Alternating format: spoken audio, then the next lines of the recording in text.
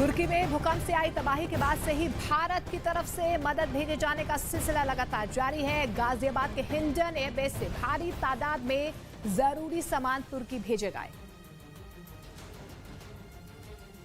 तुर्की और सीरिया में भूकंप आने के बाद भारत सरकार लगातार तुर्की को मदद पहुंचाने के लिए सक्रिय है। सीरिया में भी एक विमान जा चुका है राहत और बचाव सामग्री का, और इस वक्त हम लोग मौजूद है उत्तर प्रदेश के गाजियाबाद के हिंडन बेस में।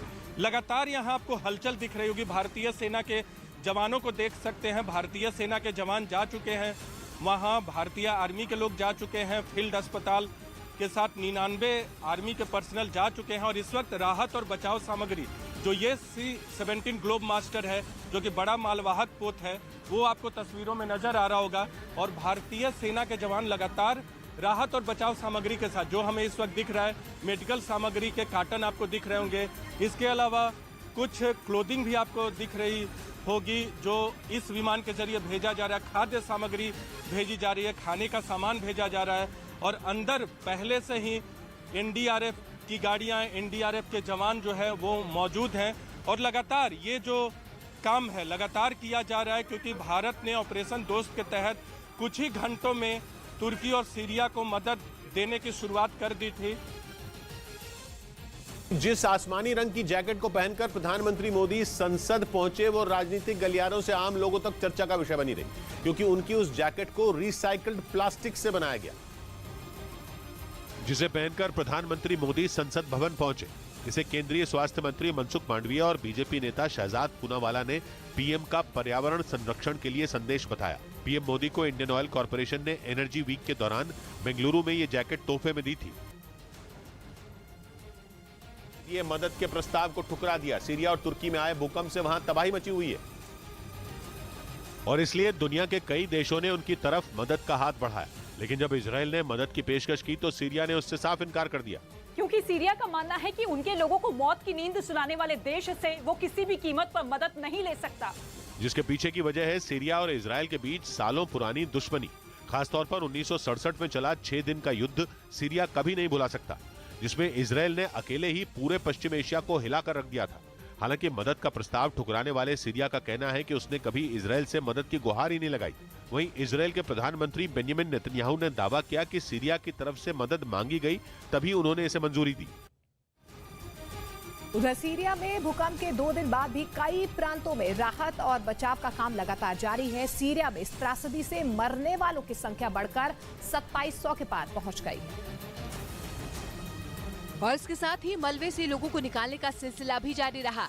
हालांकि भूकंप से वहां के कई इलाके पूरी तरह से बर्बाद हो गए। हजारों मकान जमींदोज हो गए, तो मलबे के नीचे दबकर कई लोगों की सांसें थम गईं। इस बीच सीरिया के हरम शहर से सामने आई एक तस्वीर में दिखा कि रेस्क्यू टीम लगातार अपने काम में जुटी रही।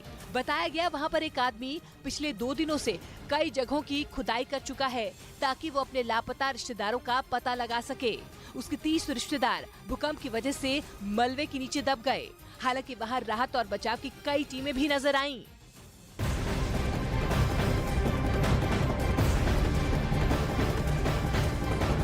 और इस बीच डॉग स्क्वाड की टीम भी तुर्की भेजी गई है। ये खोजी कुत्ते मलबे के अंदर दबे लोगों का पता लगाने के लिए NDRF की मदद करेंगे। तो डॉग स्क्वाड की टीम्स भी लगातार तुर्की रवाना हो चुकी हैं। ये NDRF की मदद करेंगी। मलबे में दबे लोगों की पहचान करके NDRF की मदद के लिए डॉग स्क्वाड की टीम्स भी तुर्की भेजी जा रही हैं।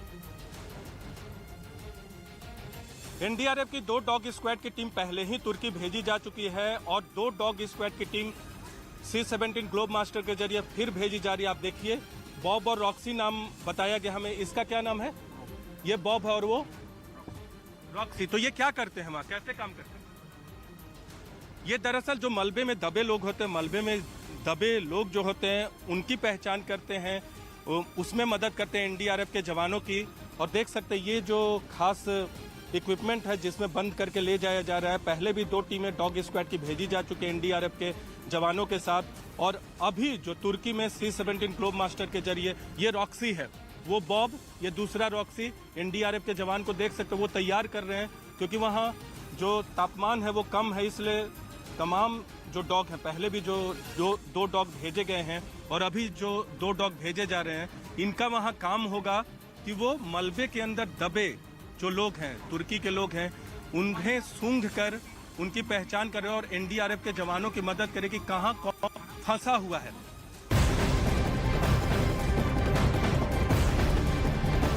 और तुर्की में आए भूकंप के बाद से ही भारत की तरफ से लगातार मदद भेजी जा रही है। वहीं हते इलाके से एक तस्वीर सामने आई है जहां पर भारतीय सेना के जवान भूकंप से पीड़ित लोगों की मदद करते नजर आ रहे हैं। तुर्की के हते शहर की ये तस्वीर है जहां पर एक फील्ड हॉस्पिटल बनाया गया है, उसकी व्यवस्था की गई है और तमाम जो लोग हैं, जो घायल हैं, उनकी मदद भारतीय सेना की तरफ से की जा रही है। News 18 India की web series FIR number 208 streaming today.